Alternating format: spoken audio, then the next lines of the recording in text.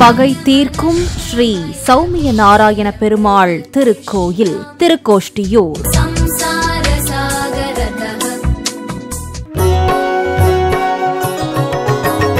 உலகத்திற்கு ஆன்மீக ஒளிபரப்பி நிற்கும் நமது பாரத தேசத்தில் அநீதிகளை அழித்து மக்களை காத்த அவதாரங்களின் கதைகளை என்றென்றும் நமக்கு நினைவுபடுத்திக் கொண்டே இருக்கின்றன ஆலயங்கள்.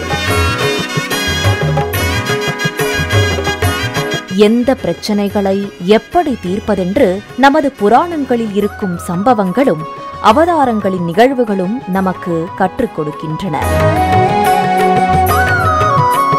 அந்த புராண சம்பவங்கள் நிகழ்ந்த இடங்களும் இறைவனின் அவதாரங்களோடு தொடர்புடைய ஸ்தலங்களும் தான் நம் வாழ்வில் ஏற்படும் அத்தனை பிரச்சனைகளுக்கும் பரிகாரம் செய்யும் ஸ்தலங்களாக இருக்கின்றன.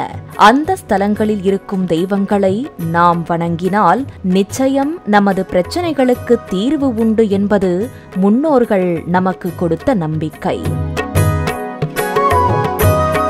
அந்த வகையில் நியாயமான வழக்குகளை சந்திப்பவர்கள், ஆராய்ச்சி படிப்பு படிப்பவர்கள், திருமண தடை உள்ளவர்கள், குழந்தை வரம் கேட்பவர்கள், மாசி மகமன்று கங்கையில் நீராடும் ஆசை உள்ளவர்கள், தேர்தலை முறைப்படி சந்திக்க இருப்பவர்கள் அனைவரும் இந்த கோயிலுக்கு வந்து வழிபட்டால் நிச்சயம் பலன் தரும் கோயில் ஒன்று உண்டு.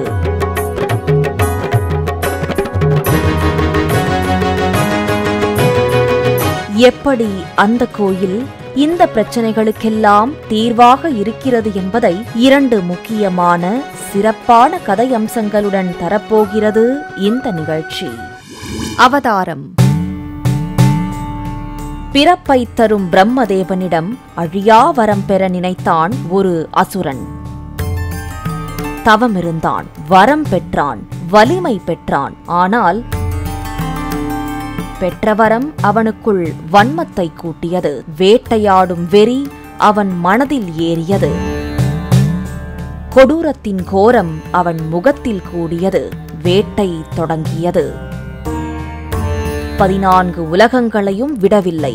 ஒருவரையும் விடாமல் ஓட ஓட துன்புறுத்தினான். உலகம் தன்னை மட்டும்தான் வணங்க வேண்டும் என்று கட்டளையிட்டான். தன் நாமத்தை மட்டும்தான் உச்சரிக்க வேண்டும் என்றும் ஆணையிட்டான்.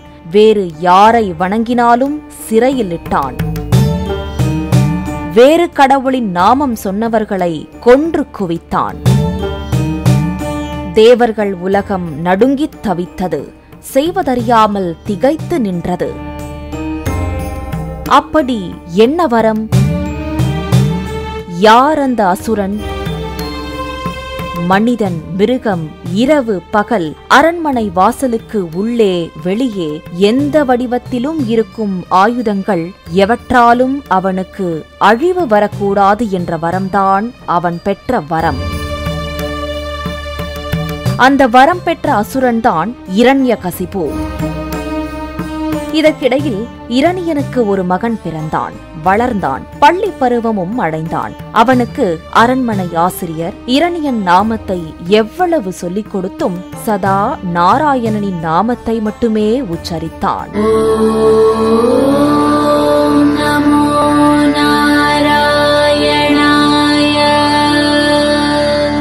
அவன்தான் பிரகலாதன். உலகத்தையே தனது பெயரை உச்சரிக்க செய்தவன் மகன் நாராயணன் நாமத்தை உச்சரித்தால் என்ன நடக்குமோ என்று அரண்மனை ஆசிரியர் பயந்து கொண்டிருந்தார். இது நடந்து கொண்டிருந்த போது இரணியனை அழிக்காமல் விட்டால் அடிமைகள் வம்சம் அதிகரிக்கும் என்று பார்க்கடல் வேந்தன் திருமாலிடம் தேவர்கள் அனைவரும் முறையிட்டார்கள். திருமால் யோசனையில் ஆழ்ந்தார். என்ன செய்வது? எப்படி அழிப்பது? எந்த உருவில் அழிப்பது? எந்த இடத்தில் அழிப்பது? தீர ஆலோசித்தால் மட்டுமே விடை கிடைக்கும் என்று உணர்ந்தார் விஷ்ணு. ஆனால் எங்கு ஆலோசிப்பது? எங்கு கூடி ஆலோசித்தாலும் இரணியனுக்கு தெரிந்துவிடுமே. காரணம், அவன் ராஜ்யம்தான் எங்கும் விரிந்து கிடக்கிறதே என்று சிந்தித்த போது பூமியில் ஒரு இடம் அவருக்கு நினைவுக்கு வந்தது. அந்த இடத்தின் பெயர்தான் திருக்கோட்டியூர். அதெப்படி அந்த இடம் மட்டும் இரணியனின் பார்வையிலிருந்து தப்பித்தது? காரணம், அந்த இடத்தில் தவம் செய்து கொண்டிருந்த கதம்ப மகரிஷி. தான் எங்கு தவம் செய்கிறேனோ அந்த இடத்தில் எனக்கு எந்த ஒரு தொந்தரவும் ஏற்படாமல் இருக்க வேண்டும் என்று ஏற்கனவே அவர் ஒரு வரத்தை விஷ்ணுவிடம் பெற்றிருந்ததால் அவர் அப்போது தவம் செய்து கொண்டிருந்த இடமான திருக்கோட்டியூர் இரணியனின் கண்களில் அகப்படாமல் இருந்தது. அந்த இடத்தை தான் இரணியனை அழிக்கும் வேலையை பற்றி ஆலோசிக்க தகுதியான இடம் என்று விஷ்ணு பகவான் தேர்வு செய்ய தேவர்கள் அனைவரும் திருக்கோட்டியூரில் இரணியனை அழிக்கும் ஆலோசனைக்கு ஒன்று கூடினர். அங்கு நடந்த ஆலோசனை கூட்டத்தில்தான் திருமால் இரணியகசிபுவை அழிக்க நரசிம்ம அவதாரம் எடுக்கப் போவதாக தேவர்களிடம் கூறினார். தேவர்கள் அனைவரும் மகிழ்ந்தனர். திருமாலின் முடிவை கேட்டு நிம்மதியடைந்தனர். அக்கிரமத்தின் முடிவு ஆரம்பித்துவிட்டது என்று உணர்ந்தனர். அந்த நரசிம்ம அவதாரம் எப்படி இருக்கும் என்பதை காண ஆவல் கொண்டனர். விஷ்ணு பகவானிடம் அவதாரத்தின் தோற்றத்தை காண்பிக்க கோரிக்கை வைத்தனர். அவதாரத்தின் ஒத்திகை ஆரம்பமானது. கர்ஜனை செய்யும் சிங்கத்தின் முகம், மனித உடல், குத்திக் கிழிக்கும் நகங்கள் என்று மனிதம் பாதி மிருகம் பாதியாய் எடுக்கப் போகும் நரசிம்ம அவதாரத்தை அவதாரம் எடுக்கும் முன்பே தேவர்களுக்கு காட்டினார். எப்போது அவதாரம் நிகழும் என்றார்கள் தேவர்கள். அதற்கு விஷ்ணு, என் பக்தன் பிரகலாதன் எப்போது என்னை அழைக்கிறானோ அப்போது நிகழும் என்றார். தம்மை அழிக்கும் திட்டம் தயாராகிவிட்டது என்பதை அறியாத இரணியன் அகங்காரத்தில் மதியிழந்து அலட்சியமாயிருந்தான். ஒரு நாள் தனது மகன் தனது நாமத்தை கூறும்போது எப்படி இருக்கும் என்று ஆசைப்பட்டு தன் மகன் பிரகலாதனை அழைத்தான் இரணியன். தன் நாமத்தை கூறச் சொல்லி கேட்டான். கூற மறுத்த பிரகலாதன் உலகத்தையே தனது நாமத்தை மட்டுமே கூற வைத்தவனின் மகன் கூறியதோ நாராயணனின் நாமம். இரணியனுக்கு கோபம் தலைக்கேறியது. நாராயணன் நாமம் கூறாதே எனது நாமத்தை கூறு என்று பிரகலாதனை மிரட்டினான். மிரட்ட மிரட்ட மீண்டும் மீண்டும் நாராயணன் நாமத்தையே கூறினான் பிரகலாதன். அவதாரம் எடுக்கும் நேரம் வந்துவிட்டது. நரசிம்மம் தயாரானது. எங்கே உன் நாராயணன் இருக்கிறான், காட்டு என்று மகனை கேட்டான் இரணியன். என் தெய்வம் தூணிலும் இருப்பார், துரும்பிலும் இருப்பார் அப்பா என்றான்.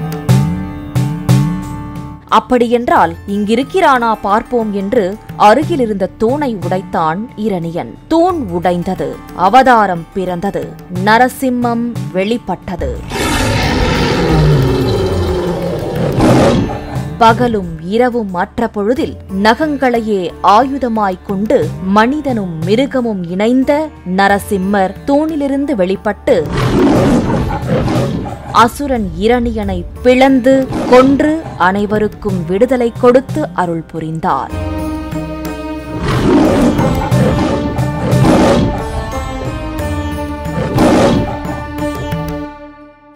இப்படிப்பட்ட அவதாரத்திற்கான ஆலோசனை நடந்த இடம்தான் திருக்கோட்டியூர். தேவர்கள் அனைவரும் கோஷ்டியாக கூடி விவாதித்த இடம் என்பதால் திருக்கோஷ்டியூர் என்ற பெயர் பெற்றது. அது தமிழில் திருக்கோட்டியூர் என்று அழைக்கப்படுகிறது.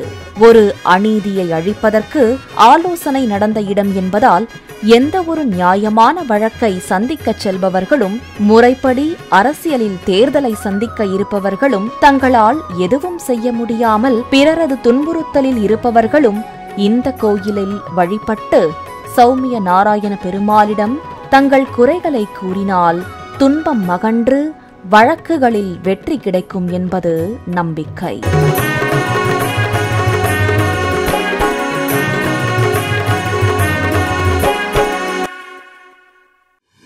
எட்டெழுத்து மந்திரம். வைணவ பெரியோர்களில் முதன்மையானவர் ஆச்சாரியர் நாதமுனிகள். அவருடைய பேரன் யமுனை துறை தலைவன் என்று அழைக்கப்பட்ட ஆச்சாரியார் ஆளவந்தார். அவரிடம் சீடர்களாக இருந்தவர்களில் ஒருவர்தான் திருக்கோட்டியூர் நம்பி. ஒருமுறை ஆளவந்தார் தன் சீடர் திருக்கோட்டியூர் நம்பியிடம் எட்டெழுத்து மந்திரத்தை உபதேசித்து அந்த மந்திரத்தை அவருக்கு பின்பு வைணவம் வளர்க்கும் பொறுப்புள்ள தகுந்த சீடர்கள் யாரென்று அறிந்து சோதித்து உபதேசிக்குமாறும், அது வைகுண்டம் செல்ல உதவும் மந்திரம் என்பதால் அதனை இரகசியமாக வைத்திருக்குமாறும் கூறியிருந்தார். திருக்கோட்டியூர் நம்பி அந்த 8 எழுத்து மந்திரத்தை உபதேசிக்க ஒரு நல்ல சீடரை எதிர்நோக்கி காத்திருந்த நேரத்தில் ஒருவர் வந்தார். அவர்தான் இந்த பாரத தேசம் முழுவதும் வைணவம் பரப்பியவர். விசிஷ்டாத்வைதத்தின் முன்னோடி, தாழ்த்தப்பட்டவர்களுக்கு திருக்குலத்தவர்கள் என்று பெயரிட்டு அழைத்த ராமானுஜர். திருக்கோட்டியூர் நம்பியை காண வந்த ராமானுஜரின் பணிவும் செயலும் ஆச்சாரியார் நம்பிக்கு மிகவும் பிடித்திருந்தது. அந்த 8 எழுத்து மந்திரத்தை சொல்லிக் கொடுக்கும் ஆவல் ஏற்பட்டது. இருப்பினும் பொறுமை காத்தார். அவரை காண வந்த ராமானுஜர், நான் ராமானுஜன் வந்துள்ளேன் என்று கூற, ஆச்சாரியார் நம்பியோ நான் செத்துவா என்று கூறி அனுப்பிவிட்டார். இதுபோல 17 முறை ஸ்ரீரங்கத்திலிருந்து திருக்கோட்டியூர் வந்து சென்ற ராமானுஜர் 18வது முறைதான் நான் என்ற சொல்லை விடுத்து அடியேன் ராமானுஜன் வந்துள்ளேன் என்று கூறினாராம். அதன் பிறகே ஆச்சாரியார் நம்பி அந்த 8 எழுத்து மந்திரத்தை உபதேசம் செய்தாராம்.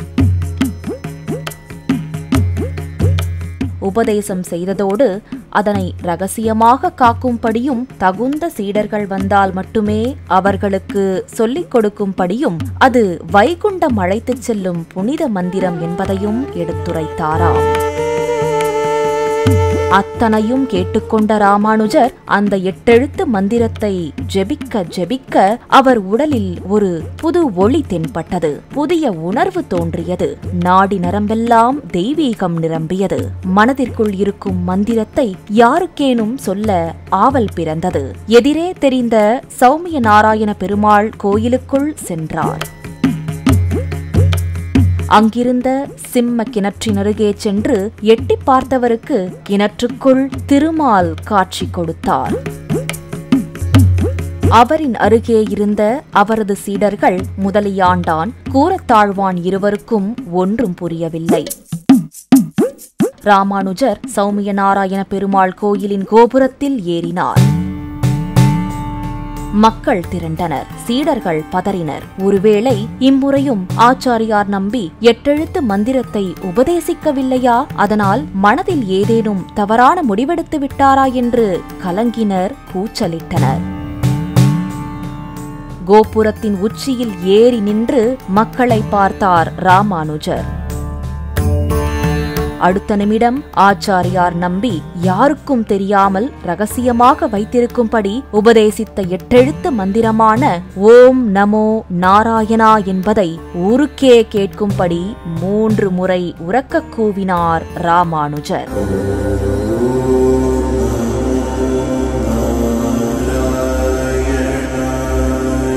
ஆச்சாரியார் நம்பிக்கு கோபம் உச்சிக்கு ஏறியது. குருவின் பேச்சை கேட்காமல் போனதற்கு நீ நரகம் செல்ல போகிறாய் என்று வசைபாடினார். ஆனால் ராமானுஜரோ கொஞ்சமும் கலங்காமல், என் செயலால் உலக மக்கள் அனைவருக்கும் நற்கதி கிடைக்குமானால் நான் நரகத்திற்கு செல்ல தயார் என்றார்.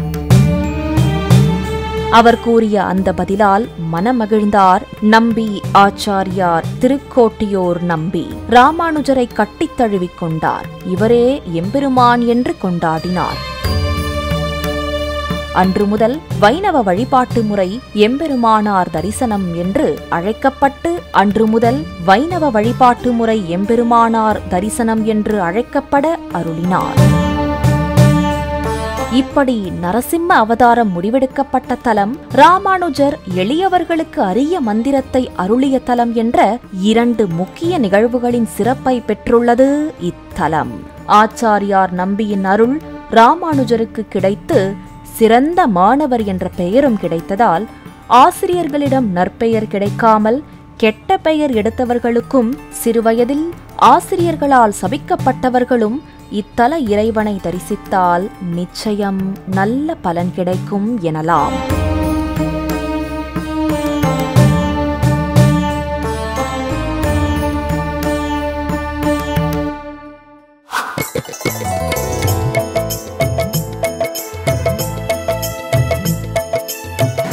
எம்பெருமானார் ராமானுஜர்.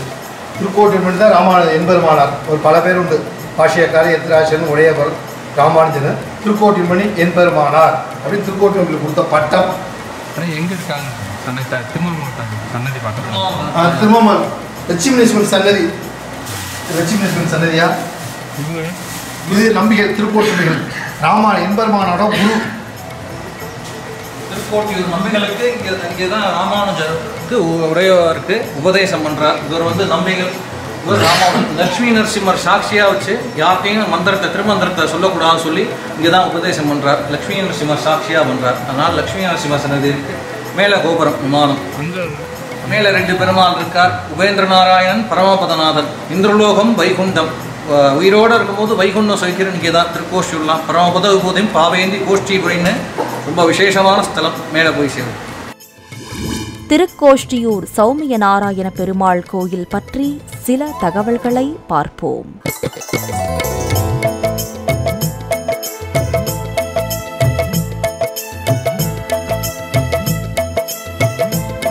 தேவ சிற்பி விஸ்வகர்மா, அசுர சிற்பி மயன் இருவரும் இணைந்து இத்தலத்தில் அஷ்டாங்க விமானம் அமைத்தனர்.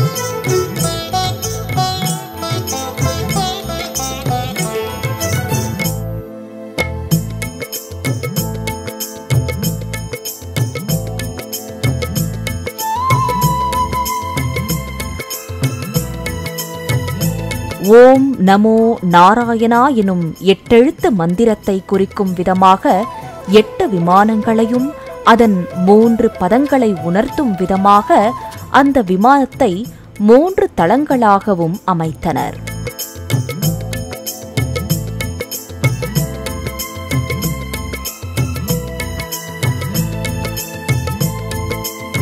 அஷ்டாங்க விமானத்தின் வடபக்கத்தில் இரணியனை வதம் செய்யும் கோலத்தில் நரசிம்மர் இருக்கிறார். இவருக்கு அருகில் நிழல் கிரகங்களான ராகு, கேது இருப்பது வித்தியாசமான தரிசனம்.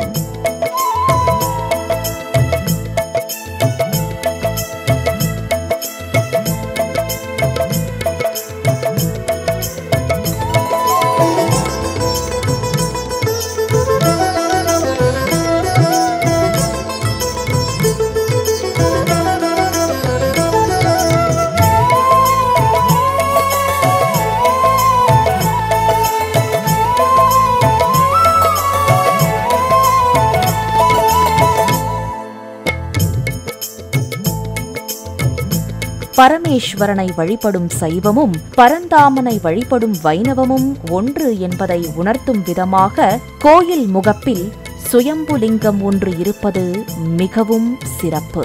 விமானத்தின் கீழ்த்தளத்தில் நர்த்தன கிருஷ்ணர் பூலோக பெருமாளாகவும், முதல் தளத்தில் சயன கோலத்தில் சௌமிய நாராயணர் திருப்பார்க்கடல் பெருமாளாகவும், 2வது அடுக்கில் நின்ற கோலத்தில் உபேந்திர நாராயணர் தேவலோக பெருமாளாகவும், 3ஆம் அடுக்கில் அமர்ந்த கோலத்தில் பரமபதநாதர் வைகுண்ட பெருமாளாகவும் 4 நிலைகளில் அருள் பாலிக்கிறார்.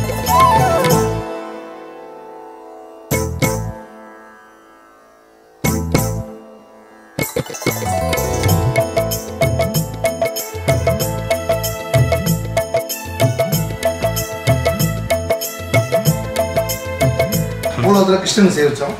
தேவலோகத்தில் பெருமாள் சௌமிநாராயணன் சயனிச்சுருக்க. அடுத்து இந்து உலகத்தில் உபேந்திர நாராயணன். இது வரைக்கும் கீழே அடுக்கல முதல் ஃபர்ஸ்ட் நர்த்தனமான கிருஷ்ணர், 2வது சௌமிநாராயணன் படுத்திருக்கார், சயனிச்சுருக்க. இப்போ உபேந்திர நாராயணன் நிற்கிறார்.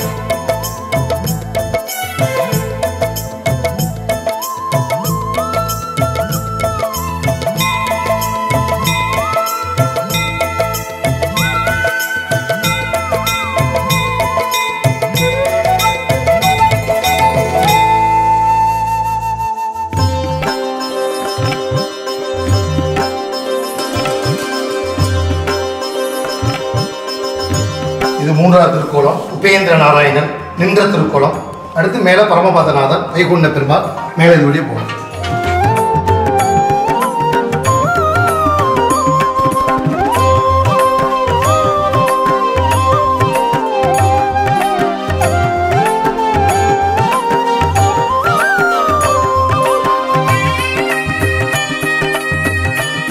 இவன் பரமபதநாதன். ஆதிசேஷன்ல அமர்ந்த திருக்கோலத்தில் காட்சி தர மொத்தம் 4வது இடத்துக்கு வந்தாச்சு. பூலோகத்தில் கிருஷ்ணன் சேவிச்சோம். தேவலோகத்தில் சௌமிய நாராயணன் படுத்துட்டு இருக்கார், அவர் சேவிச்சோம். இந்திரலோகத்தில் உபேந்திர நாராயணன் நின்ற திருக்கோலத்தில் சேவிச்சோம். இங்கே வைகுண்டத்தில் பரமபதநாதன். இந்த பரமபதன் ஸ்ரீரங்கத்தில் பிறந்த பராசப்பட்ட ஒரு நூல் எழுதினார். பரமபத விபூதிக்கும் பாபிக்கும் கோஷ்டிபுரம். பூலோகத்தில் எங்கே வைகுண்டம் சேவிக்கிறான் திருக்கோட்டியூர் பேசுவீங்க சொல்லி அது இந்த இடம் தான் சேவிச்சுங்க எல்லாரும்.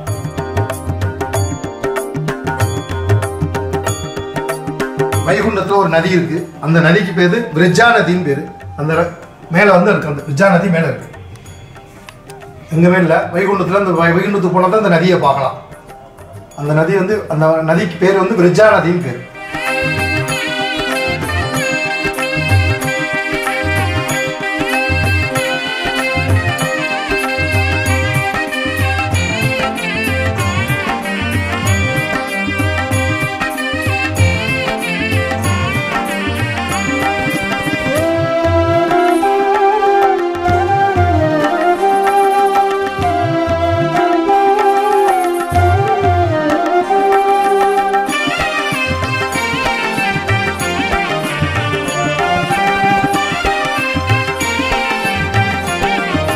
தாயாருக்கு தனி சன்னதி உள்ளது.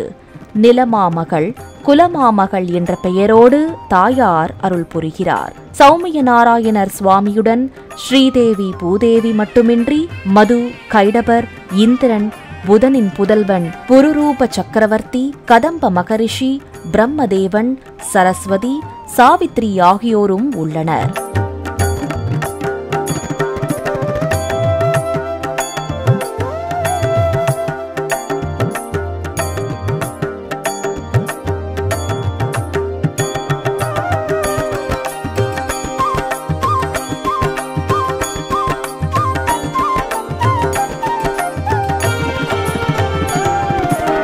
மகாவிஷ்ணு இரணியனை வதம் செய்யும் வரையில் இத்தலத்தில் தங்கியிருந்த இந்திரன் தான் தேவலோகத்தில் பூஜித்த சௌமிய நாராயணரை கதம்ப மகரிஷிக்கு கொடுத்தார். இந்த மூர்த்தியே இக்கோயில் உற்சவராக இருக்கிறார். இவரது பெயராலே இத்தலமும் ஸ்ரீ சௌமிய நாராயணர் கோயில் என்று அழைக்கப்படுகிறது.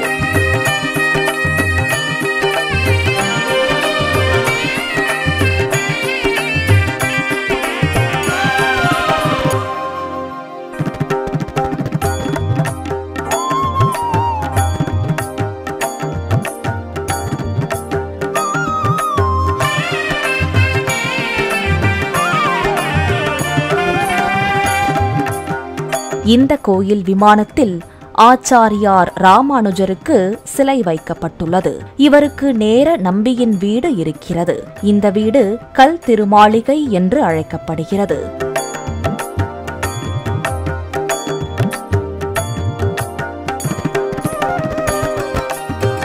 இதெல்லாம் குனிஞ்சு போகணும். ஏன் அப்படி வச்சிருக்காங்கன்னா குனிவு பணிவு 4 அகண்டை இருக்கக்கூடாதுன்னு அப்படி வச்சிருக்க. எல்லாம் பணிஞ்சு போற கட்டி வச்சிருக்கு.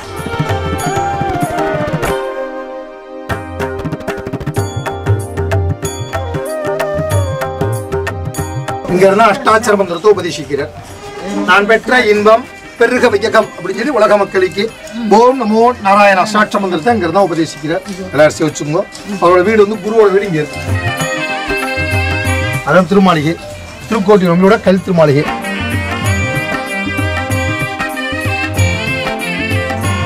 அந்த ப்ளூ சீட்டுக்கு அடுத்த வீடு ராமானுஜோட குருவோட வீடு. ஸ்ரீரங்கத்துல இருந்து 18 முறை அந்த இடத்துல நடந்து வர்றார்.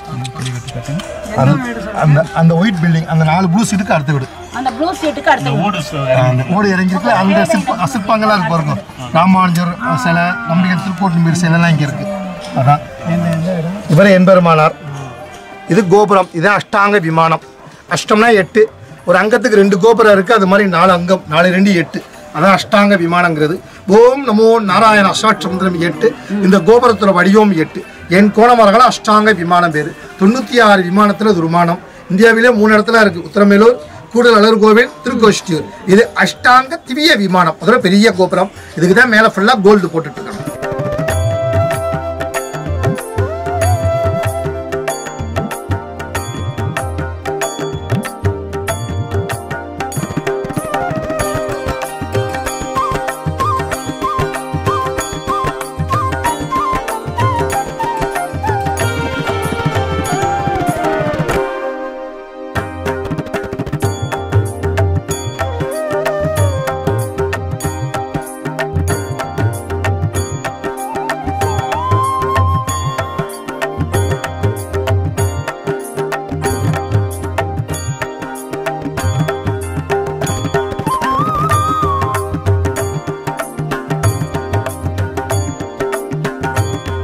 இந்த கல்கோரத்தில் இது மாதிரி 4 திசையிலே ஒரு பக்கத்துக்கு 2 இருக்கும். அதான் 4 2 8. அதான் அஷ்டாங்க விமானங்கிறது. இது கல்லிலே இருக்குது கோபுரம். இந்த கோபுரம் வந்து கல்லிலே இருக்கு பாருங்க. ஒரு திசைக்கு 2 இருக்கும், 4 பக்கமும் இருக்கும். 4 2 8.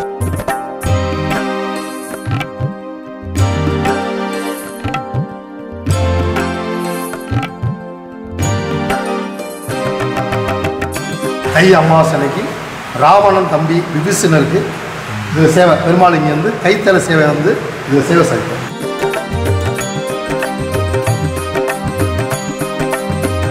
இக்கோயிலில் நம்பி ராமானுஜர் இருவருக்கும் தனி சன்னதிகள் உள்ளன.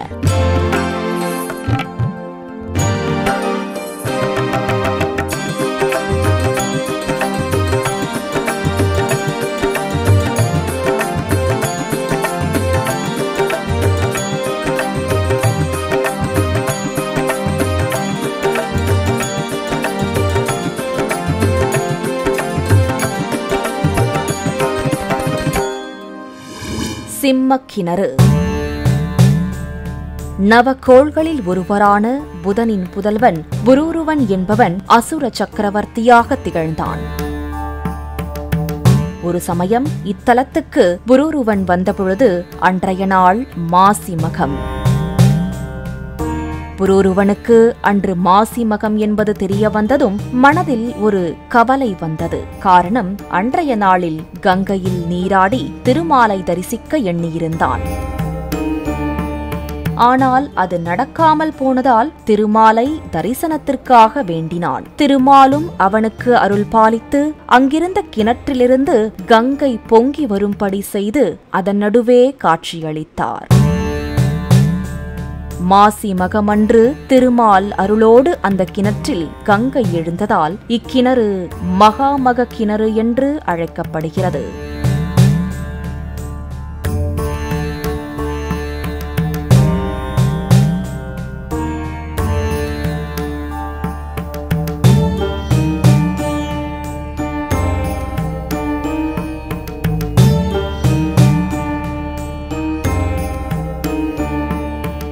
குறிப்பாக இத்தலம் புதன் தோஷம் தீர்க்கும் தலமாக இருக்கிறது.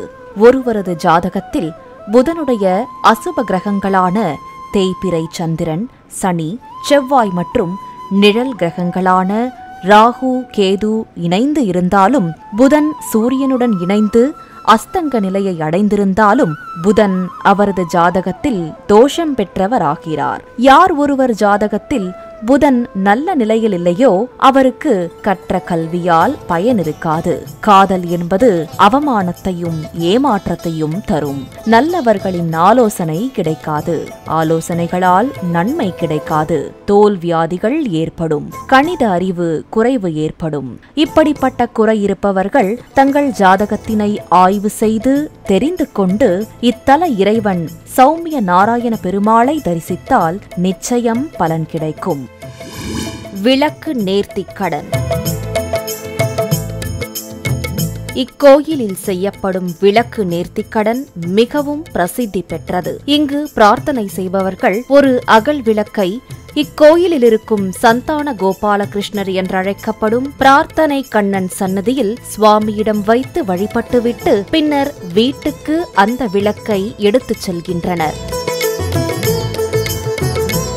வீட்டிற்கு எடுத்து வந்த அந்த விளக்கில் காசும் துளசியும் வைத்து அதனை ஒரு சிறு பெட்டிக்குள் மூடி பூஜை அறையிலோ அல்லது வீட்டில் வழிபடும் இடத்திலோ வைத்து வழிபடுகின்றனர். விளக்கில் பெருமாளும் லட்சுமியும் எழுந்தருளி இருப்பதாக ஐதீகம். தினமும் பூஜை செய்யும் நேரத்தில் அதனை திறந்து ஓம் நமோ நாராயணா என்று 12 முறை கூறி அவரவர்கள் வேண்டுதலை சொல்லி வந்தால் நிச்சயம் வேண்டியது நிறைவேறும் என்கின்றனர். முக்கியமாக திருமண பாக்கியம் வேண்டுபவர்களுக்கும் குழந்தை வரம் வேண்டுபவர்களுக்கும் இந்த நேர்த்திக்கடன் சிறந்த பலன் கொடுப்பதாக கூறுகின்றனர்.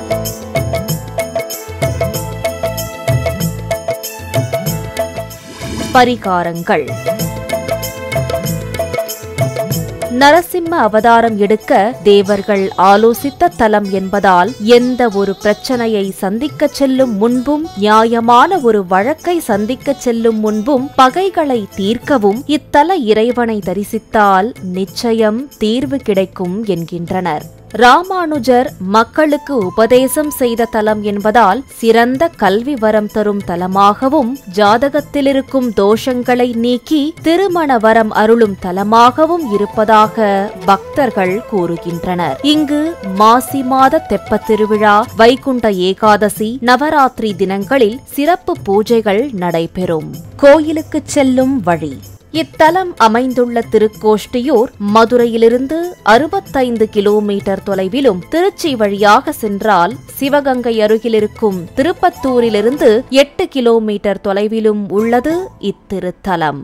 பெரியாழ்வார், திருமங்கையாழ்வார், திருமழிசையாழ்வார், பூதத்தாழ்வார், பேயாழ்வார் என்று 5 ஆழ்வார்களால் மங்களாசாசனம் பாடப்பட்ட மிக முக்கியத்துவம் வாய்ந்த இவ்வைணவ தலத்திற்கு சென்று நாம் இந்த நிகழ்ச்சியின் வழியாக கண்டு கேட்ட தகவல்களை நினைவுபடுத்தி தரிசனம் பெறுவோம். சௌமிய நாராயணனின் அருளை பெறுவோம்.